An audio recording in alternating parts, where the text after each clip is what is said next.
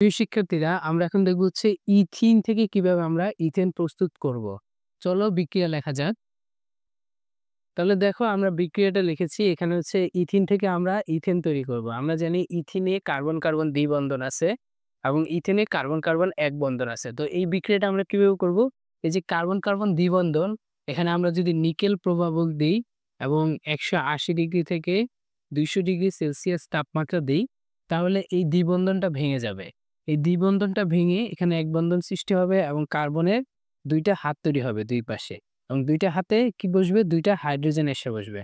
তাহলে এখানে যদি আমরা একটা হাইড্রোজেন অণু যোগ করি এবং নিকেল প্রভাবক দিই এবং 180 থেকে 200 ডিগ্রি সেলসিয়াস তাপমাত্রা দিই, তাহলে এই কার্বনের দ্বিবন্ধন ভেঙে যাবে এবং কার্বনের দুইটা নতুন হাত সৃষ্টি হবে, যেখানে দুইটা হাইড্রোজেন পরমাণু এসে বসে যাবে এবং ইথেন প্রস্তুত হয়ে যাবে।